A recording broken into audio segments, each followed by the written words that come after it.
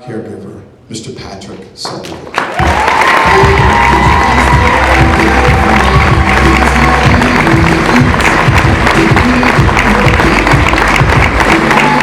Thank you. I first want to say it's a true honor to be here today and to be among so many great people. I came in here knowing a few people from Relay for Life, and now I feel like I've left with a dozen new friends. So this is really such a great event, and for everybody to be here today, just to take these 2 steps in this door and be a part of this event shows how dedicated you are to not just Relay, but to life, and to finding a cure, and to beating cancer. So really, this is so inspiring to me. And I've been involved in Relay for Life for 8 years. 3 years as a fundraiser, and the last 5 years as a volunteer speaker. And I go to dozens of relays every year and speak to anybody that'll give me a microphone in front of. And today is the most inspired I've ever been, seeing all these people here today and seeing how many bright faces and smiles we have and how many people are dedicated to the cause. So thank you all for letting me be a part of this today. I truly feel blessed for being here today, so thank you one more time.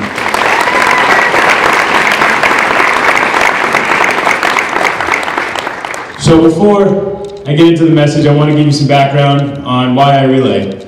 And I will say that Relay has been such an important part of my life, and Relay truly did save my life in a way that I really needed something serious in my life, and Relay was there for me when I needed it.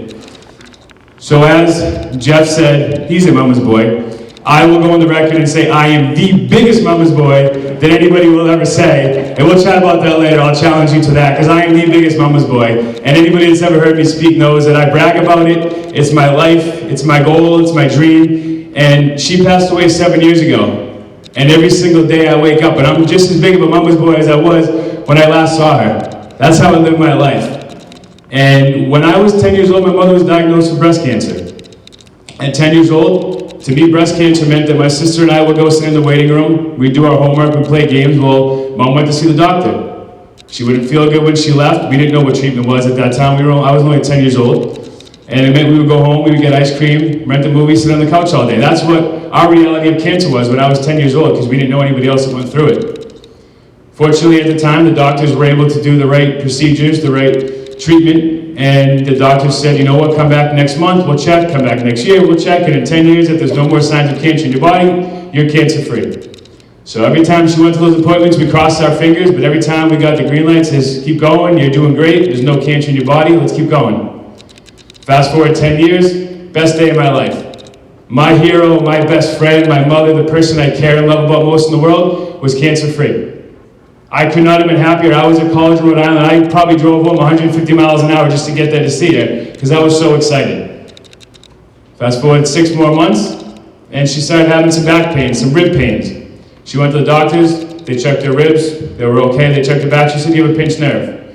We knew it was more than that, so we sent her to see an oncologist, and the doctors were right. There was no more breast cancer, but they were only checking her breast, and they weren't checking the rest of her body. And what went from my mother living forever to being, she had months maybe left because it was stage 4 and it spread all throughout her entire body, up and down her spine and every major part of her body. And at that moment, being a mama's boy, the entire weight of the world was on my shoulders. I didn't know what to do. I couldn't breathe, I couldn't think. I had no clue how I was going to live my life, because my mother, my favorite person in the world, my hero, was going to go through this, and I didn't know how to deal with it. So I went back to school, and I sat with all my roommates, and I was so convinced I was going to leave school. I was going to go home. There's no way I could live life an hour away from my mother and not be with her every second of the day. When she felt pain, if I wasn't going to be there to help her, if I wasn't going to be there to cheer her up every day, I couldn't do it. I wouldn't be able to face myself in the mirror every morning. So I sat there with all my friends, and they said, there's no way. We're not going to let you leave school. We're going to find a way to do this. And fortunately, I had a very, very sloppy roommate, and he had his stuff all over the place, and his mail happened to be on the table right in front of us, and there was a flyer for Relay for Life. So one of my friends picked it up, and he said, let's try this. Let's do this. We're all going to rally around you. We're all going to rally around your mother. We're going to do this together, all of our friends. So we did. We had fun fundraising. We raised a good amount of money. And then we get down to the track, and I'm seeing frisbees, I'm seeing volleyballs and footballs and everything. This is the greatest thing ever. How have we not been a part of this? I'm going to have a blast. I'm going to be up all night, playing sports, having fun, laughing, joking. I could not have been happier. And then the luminary ceremony started. And I'm sitting there, and I'm listening to the music, I'm listening to the speaker, And I started to get a little emotional, but not until I got on the track. And then when they said, let's do this track in silence and in the dark, I lost it. I couldn't move, I was stuck, I tried to move my feet, they wouldn't move, I was shaking, I was crying, I didn't know what to do. And I've never felt more alone in my life at that moment. I felt like I was the only person in the world that was missing somebody, the only person in the world that was fighting for somebody. I'm thinking there's hundreds of other people on this track and they're not feeling the pain that I'm feeling. And then just as I was about to go sit down and give up, two people came on either side of me and they helped me walk through that lap. One grabbed me on the shoulder, the other one grabbed me on my arm. And I never got to thank those people because as soon as we crossed that line, they were gone. And that right there showed me what relay is all about. When I felt alone the most in my entire life, I had two people there to help me through it. And I couldn't believe how unselfish these people were. How they were doing that for me to help me because they knew that I needed help. And at that moment I realized I wasn't alone. I was with hundreds of other people that were here for the same cause, for the same dreams, the same goals, because they were missing somebody, they were honoring somebody.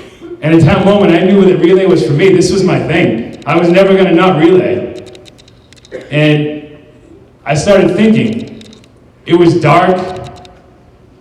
It was silent.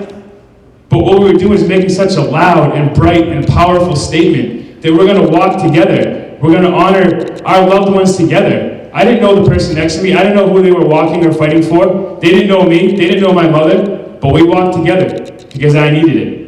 And that moment, I realized what Relay for Life is all about. And I knew that this was one of the most powerful things in the world that I would ever come across. So let's fast forward another couple months, and the treatments weren't working. The doctor's visits were getting more and more discouraging. And we get to a point where the doctor says, you probably should, say goodbye, because I don't know how many more times you're going to be able to come see her. Being a mama's boy, I said, well, I'm never leaving this room, so make me a bed, because I'm never, ever leaving her side. And one of the last conversations I had with her, I sat next to her and we were both crying, and she took off her journey necklace. And for those who know what a journey necklace is, there's a different diamond pendant for each stage of your life. And in the most symbolic thing that a mother could do, she put it in my hand. And she closed my hand, she said, son, make me one promise. I said, okay. She said, no, please make me this promise. Now being a mama's boy, it didn't matter what she was asking, I was going to get it. If she wanted the moon, I was bringing it to her. If she wanted the stars, those were going to be her nightlight that night, because I was making sure whatever she asked, I was getting. And what she asked me was heavier than the moon. It was brighter than the stars. She said, don't let my fight end. Whatever happens to me today, tomorrow, the next day, do not let my fight end. And at that moment, I knew that this was going to be a lifelong journey for me. I kissed her on the forehead. I walked out of the room. And again, I felt the same feeling I felt in that relay track. I was shaking. I was nervous, I was crying. I didn't know if I was sitting up, if I was sitting down, I was frozen. And then I looked at my hand and I saw that journey necklace. And then I saw her big, beautiful smile. The same smile that could cheer me up no matter what was going on in my life. The smile that I woke up every day seeing, and the one that I always kissed before I went to bed. I saw that smile. But it wasn't behind me in that hospital bed. It was the next time that I see her, and her saying thank you. And at that moment, I said to myself, I'm never doing Relay for Life again, because what I'm going to do is relay for the rest of my life.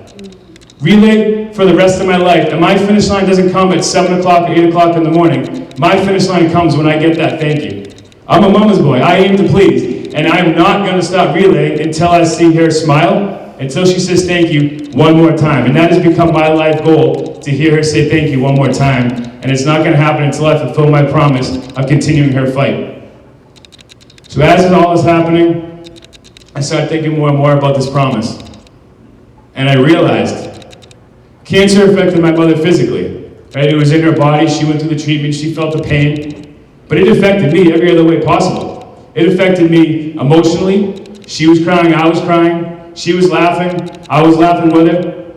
It affected me mentally, wondering, is this treatment going to work? Why isn't the doctor calling? Why is the doctor calling? Where is the doctor? Why haven't they given her the medicine yet? And it even affected me spiritually, wondering, my mother's the greatest person in the world. Why is she feeling this pain? Why do bad people live longer than her? She's not going to live to be 60, and there's bad people in the world who live to be 100. Why is this fair? So while it affected her physically, it affected me emotionally, mentally, and spiritually. So at that moment when she gave me her fight, I became her survivor. And I promised her that I would continue her fight. And I will never, ever let her fight end. So at that moment, I became her survivor of her fight. When she said to me, continue my fight, it's all me now. I'm carrying on that legacy for her. I'm carrying on that fight. And I will never, ever let cancer win this fight. I will relay for the rest of my life because cancer will never win this fight.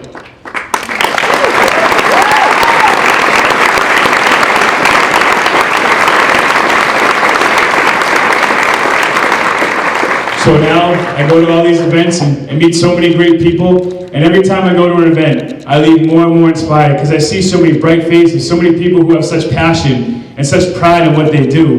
And it really feel like this is the greatest thing that I've ever been a part of. And I thank God every day that 8 years ago, my friend left that flyer on the table. Because without Relay, I don't know how I'd be able to get through this. I don't know how I'd be able to wake up in the morning without my mother and deal with this. The last thing I want to leave you with is empowering cancer. When we use certain words like cancer took my loved one, I lost a loved one to cancer. When you say things like that, you're letting cancer win the fight. I will never say that about my mother, because as long as I'm living, I'm fighting. And as long as I'm fighting, she's a survivor. So I will never, ever say that I lost her to it or that she lost the battle. Because as long as I'm here, that will never happen. She's gonna win this battle, and it's because I'm gonna relay for the rest of my life.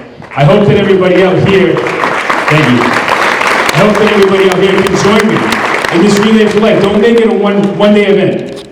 You know, I'm not saying go knock on everyone's doors in your neighborhood every day of the year, because then they're gonna get pretty annoyed with you. But find other ways to relay. You know, call somebody if you know that they're hurting. Pick up somebody's fight. If you know somebody who's sad or suffering, fight with them. Fight in their honor. If you know somebody who's passed away, fight in their memory. Fight for them. Don't let anybody fight this alone. It's such a powerful thing that Jeff brought up earlier with the caregivers and how important they are to the cancer survivors.